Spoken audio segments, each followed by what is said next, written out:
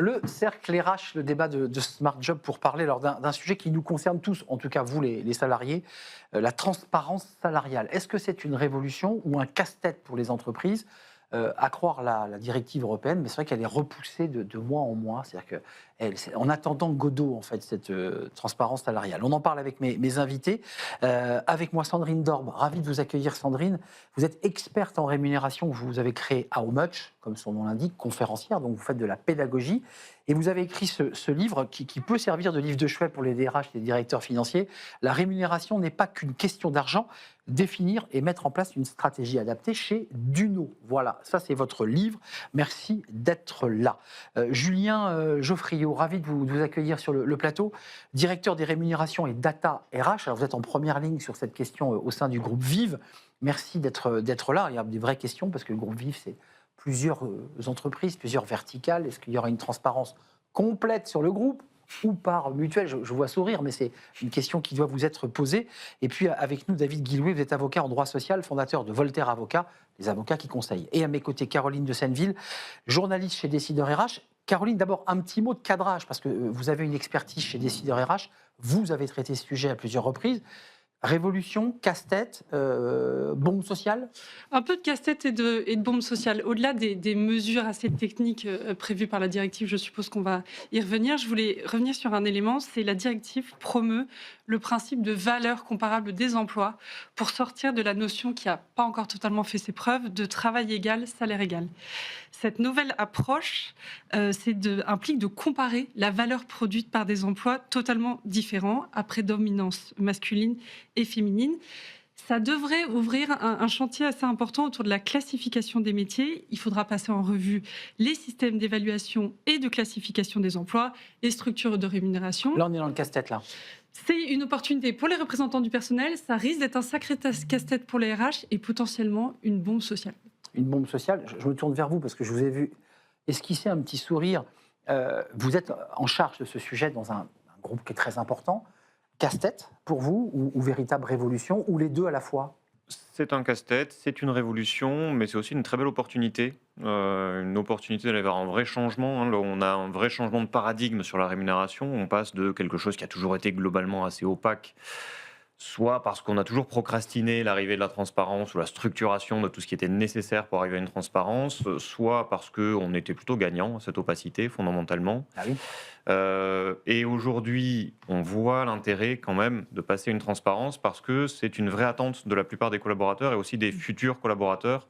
Toutes les enquêtes de recrutement montrent que la rémunération est globalement dans le top 3 des attentes, mais ce n'est pas tant le montant qu'être sûr qu'on est payé équitablement par rapport aux voisins. Et ceux qui oublient de le mettre dans l'annonce, en général, l'annonce n'est pas cliquée. Enfin, on le voit, c'est des chiffres très clairs. D'ailleurs, Caroline. sur Indeed en France, une offre d'emploi sur 2 ne mentionne pas d'information salariale. Il y a encore du travail. Indeed était venu sur ce plateau d'ailleurs pour faire un appel, non pas au don, mais un appel à mettre la rémunération.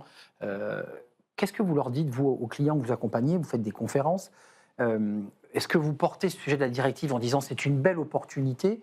Ou vous leur dites, je comprends que vous grattiez un peu la tête parce que ça reste complexe, à tel point que la directive est repoussée d'ailleurs?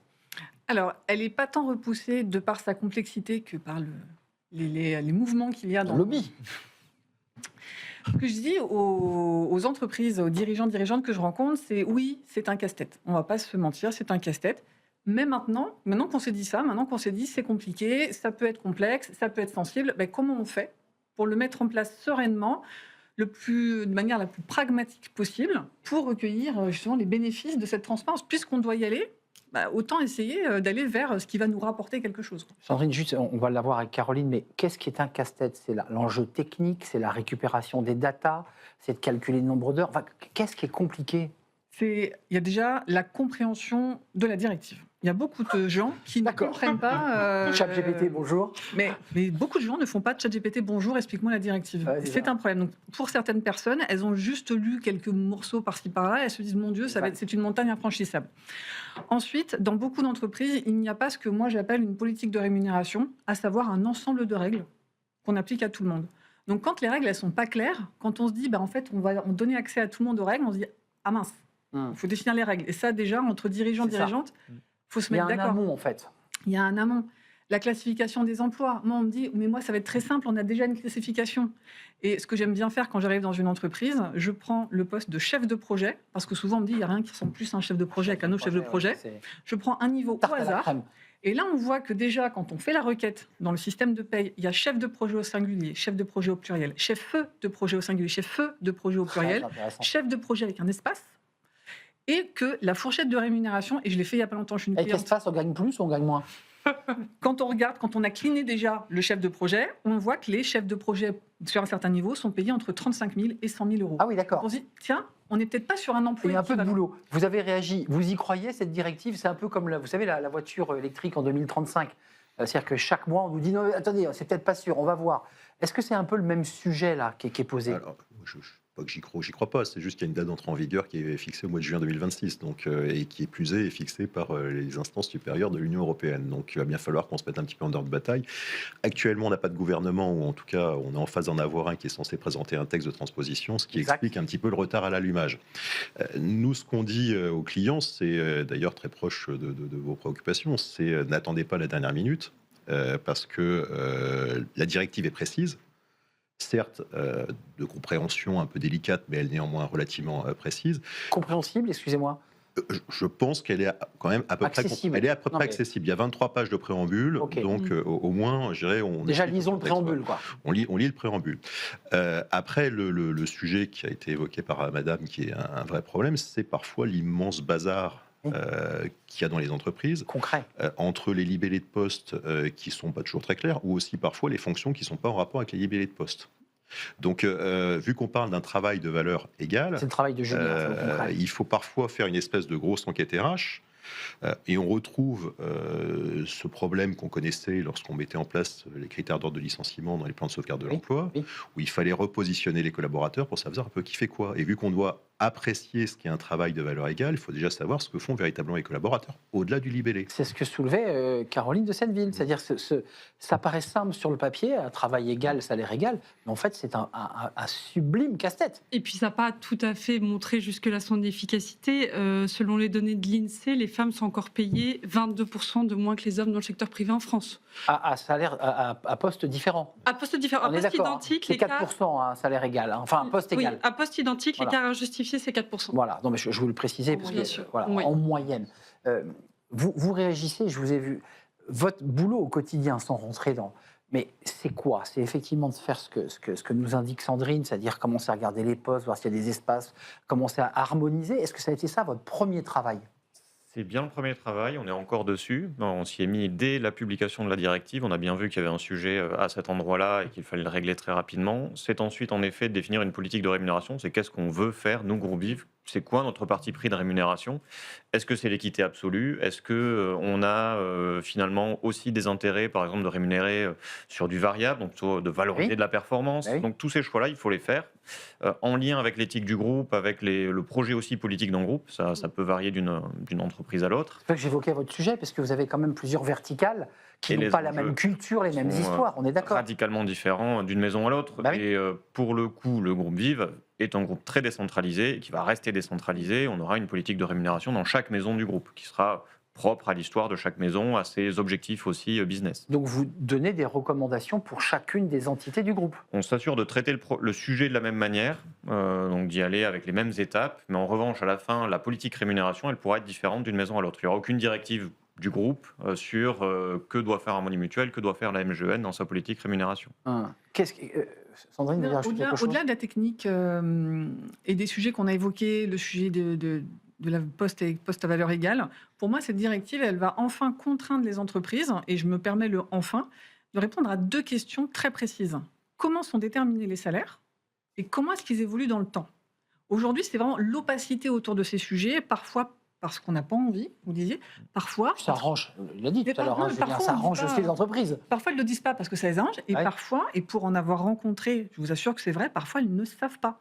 Elle me dit c'est le marché. Ben oui, mais là, il y a 2 personnes sur le même poste, pas au même tarif. Si on les a recrutées relativement au même moment. Mais quel conseil vous donnez? On aligne, enfin on donne Non, le même salaire on comme on fait. n'aligne pas, on se met d'accord. C'est ce que vous disiez sur qu'est-ce qu'on veut rémunérer. Vous voyez, moi, un dirigeant, une dirigeante qui me dit moi, je veux l'équité absolue. Ok, fine. On définit ce qu'est l'équité, parce que là, on pourrait faire le jeu autour de nous, autour de la table. Personne n'aurait la même définition. Bien sûr. Mais que les dirigeants se mettent d'accord sur ce qu'est l'équité absolue pour eux, et ensuite fassent en sorte que ça cascade et qu'on l'explique. Caroline, vous avez pris plein de notes. Qu'est-ce qui a attiré votre attention aussi dans les sujets saillants de cette directive? C'est que les salariés considèrent, dans la majorité, c'est 7 sur 10 selon une étude de Page Group, que leur entreprise n'est pas transparente.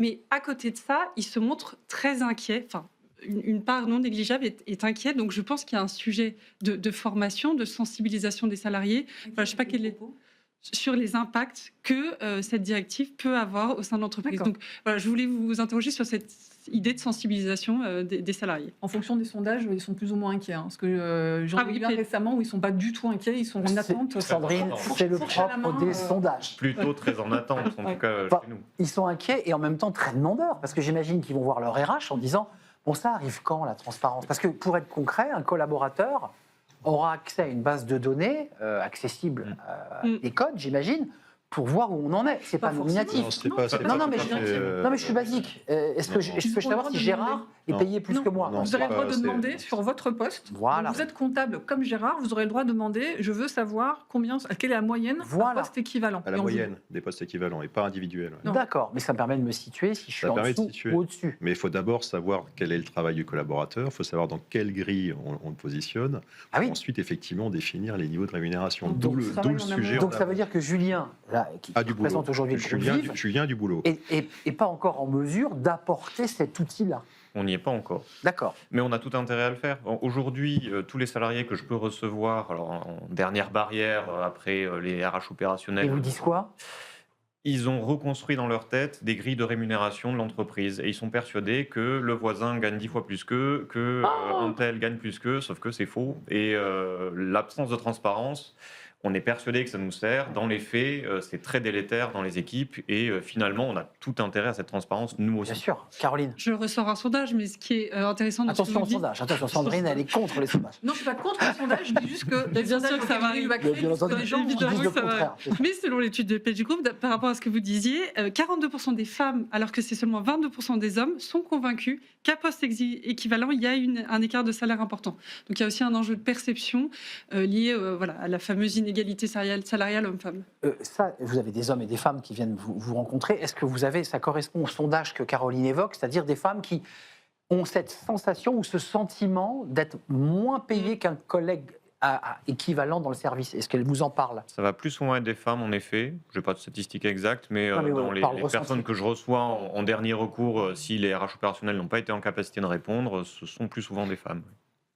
Donc, qui s'inquiètent? Qui s'inquiètent d'être moins bien traités que leurs collègues masculins. Parce que c'est ce débat du sentiment ou d'une réalité. Il y a une partie qui relève du sentiment et il y a une partie qui relève de ce manque de transparence. Et là, je vous rejoins, on n'est pas meilleur que les autres. On n'a pas encore structuré cette politique de rémunération. Il y a un certain point auquel je ne suis moi-même pas en mesure de répondre. Il y a un écart qui va être de l'ordre de 10% entre deux personnes. Mais on va me dire, il y en a un qui a potentiellement un meilleur diplôme. Est-ce qu'il lui est plus utile pour l'emploi qu'il est en train de faire ? On n'en a pas encore jugé.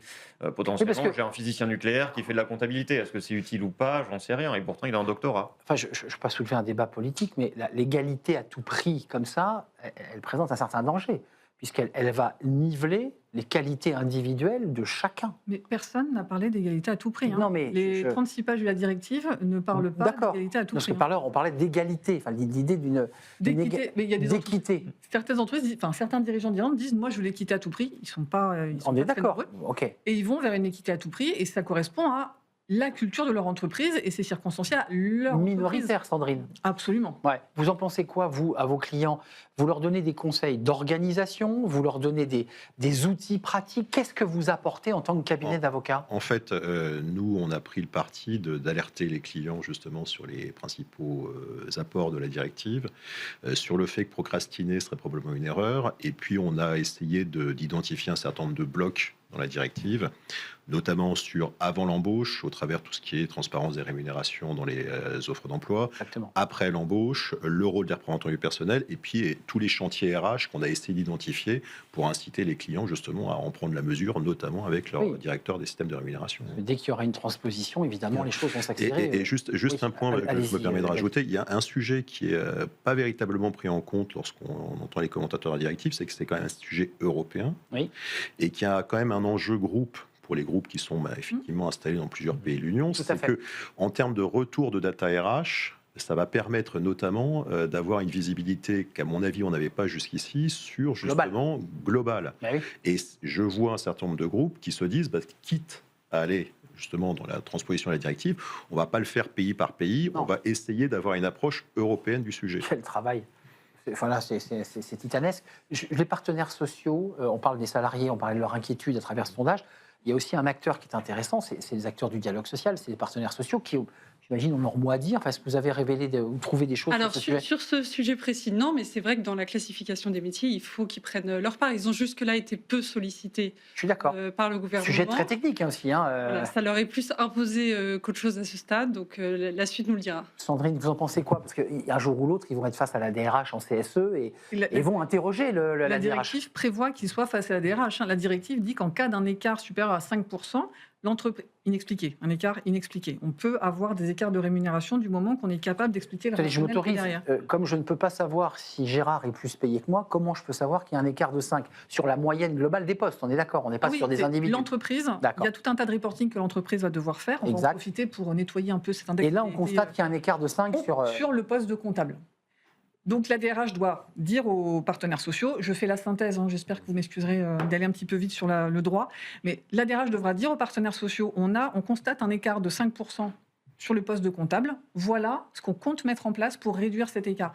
Et elle se tourne vers son responsable des rémunérations. Oui, mais elle doit le dire aux partenaires sociaux et la directive dit ils doivent travailler en collaboration là-dessus. C'est pas juste je fais je n'en parle pas aux partenaires sociaux comme c'est le cas aujourd'hui dans l'index où on doit plus en parler aux partenaires sociaux. Là, c'est-à-dire maintenant il va falloir qu'on travaille ensemble sur la réduction de ces écarts. Wow. Donc la directive leur donne un rôle important Passionnant. sur ce sujet-là, au-delà de ceci de classification. On est dans des cas très concrets. Là. Vous avez parlé de la manière de chercher chef de projet, mais là, on a le cas de X qui est chez vous. Il y a un écart dans le secteur de 5. Vous dialoguez avec les partenaires sociaux parce que vous aurez ce dialogue. Comment on résout le problème? C'est-à-dire la solution pour équilibrer. Comment on fait là? Comment vous faites? Si l'écart il est injustifié, c'est-à-dire on a défini en amont toute notre politique de rémunération, on a mis, comme le dit la directive, des critères objectifs. Et là, c'est là qu'il y a un vrai sujet aussi. Dans nos critères Les fameux objectifs, critères. donc, on va avoir dit que le diplôme chez nous est un vrai critère, que le fait d'être à Paris ou en province est un autre critère, que le fait d'être manager ou de ne pas l'être a un impact aussi. Ouais, à la donc, fin, il vous reste 5%, et bien que vous ne pouvez pas justifier, vous n'aurez pas d'autre choix que de remettre au niveau la personne. Donc qui se trouve vous en descendez de 5% celui qui était au-dessus. dessous. Ça va de soi. Ça va de soi. Non, mais je souris. Mais cette question sera aussi posée entre est-ce que j'harmonise par le haut ou est-ce que j'harmonise par le bas? Enfin, je veux On dire, ne peut c'est pas pas... harmoniser par le haut, puisque à moins de licencier une personne, on ne peut pas diminuer son salaire. D'accord, non, mais c'est bien de l'entendre. Donc on ne pourra pas diminuer les salaires. Par Donc contre, c'est moi, un coût pour l'entreprise. Ce que j'ai entendu, la majorité des salariés qui me parlent de cette directive sont très contents et ont hâte d'avoir accès aux informations. Il y en a certains, très peu, qui me disent moi je suis très inquiet parce que toute ma carrière j'ai négocié. Je me suis battu, ouais. Et je trouve ça injuste que les autres bénéficient des mêmes avantages que moi. Est-ce qu'il y a des cas de figure où les femmes, parce que l'entreprise est très dynamique et très en avance, seraient plus payées qu'un homme? Vous avez des cas comme ça? Certainement. Il y a certainement des postes où une femme est mieux rémunérée qu'un homme, c'est sûr. Enfin, on va pas c'est sûr. Et son homologue masculin pourrait, en demandant la stat, demander comment ça se fait que je suis très en dessous de la moyenne, sans avoir le salaire de sa collègue. Mais c'est sûr qu'il y a des postes où les femmes doivent être Julien. rémunérées. Et le problème va au-delà du femme-homme, c'est aussi entre les femmes et entre les Entre, hommes. oui, je que suis on d'accord. va avoir, enfin, c'est vraiment Non, tous mais les salariés qui vont être soumis Souvent, à le sujet est posé comme Oui, ça, oui. égalité femmes-hommes. Un dernier mot, je crois que vous aviez des contacts avec des cabinets qui vous disaient quoi? Ils sont optimistes, pessimistes sur l'arrivée de cette directive parce qu'elle va être transposée, peut-être transformée. Oui, j'ai échangé avec une associée chez Deloitte qui disait qu'effectivement, ça semble être pas mal en stand-by et que les entreprises, certaines, du moins, se disent, bon, on a le temps, Donc on va prendre le temps. Bah, C'est une erreur, comme vous disiez. c'est ça. Alors, c'est pas complètement le cas. C'est-à-dire qu'il y avait un texte qui avait été commencé à être préparé par les services gouvernementaux, qui devait être transmis aux partenaires sociaux. Il se trouve que le gouvernement c'est exact. n'est plus là. Il y a plus personne pour envoyer le mail. mais de toute façon, ce truc-là va ressortir avec le prochain gouvernement. C'est une obligation que la France s'est elle-même imposée, justement, parce qu'elle est destinataire de cette directive. Donc, on n'a pas le choix. Juste avant de nous quitter, d'un mot, peut-être Caroline peut y répondre, mais est-ce que vous avez calculé le surcoût potentiel de cette directive? Parce qu'on voit quand même bien le travail que vous faites, j'imagine les efforts avec vos équipes, et peut-être même un surcoût parce qu'il faudra rééquilibrer les salaires vers le haut. Est-ce que ça, c'est quelque chose que vous avez en tête? On n'y est pas encore, mais on espère y arriver avant le texte. Mais vous touchez à l'autre partie du problème, qui est la disponibilité de la donnée, Ouais. Ah oui. capable de faire ces calculs-là, Ah oui. de croiser tous ces nombreux critères qu'il va falloir désormais croiser. Et C'est ça, le aujourd'hui, sujet, nos oui. systèmes RH ne sont pas du tout faits pour ça. et Les ne sont pas outils, prêts. les outils Outils data, SIRH. SIRH. On imagine la RH comme dans un film américain où elle reçoit une demande de moyenne, Ouais. elle se tourne vers son ordinateur, Ouais. elle tape frénétiquement. Ouais, et comme paf, dans les la films moyenne policiers, sort. quoi. Ouais, bien sûr. Malheureusement, c'est pas le cas. Ça nous arrangerait, ceci dit. Merci, ravi. merci d'être venu nous éclairer. Vraiment, c'est un débat passionnant qu'on va suivre parce qu'on va essayer de s'y intéresser jusqu'au moment où elle sera transposée. Merci Julien Geoffriot d'être venu nous parler à cœur ouvert aussi de votre quotidien, de directeur des rémunérations Data RH au sein du groupe Vive. Merci à Sandrine Dorbe. La rémunération n'est pas qu'une question d'argent. On vient de l'entendre, c'est aussi une question de data. Enfin, je ne sais pas si vous en parlez dans le livre. C'est sorti chez Duno. Et merci à David Guillouet, le cabinet d'avocats Voltaire Avocat. Vous êtes le fondateur de ce cabinet. Et merci à Caroline de Selvi de nous avoir accompagnés, de nous avoir apporté quelques informations comme ça un petit peu confidentielles. Merci à vous quatre. Merci à vous. Merci de votre fidélité. Je vous dis à très bientôt. Et d'ici là, portez-vous bien. Bye bye.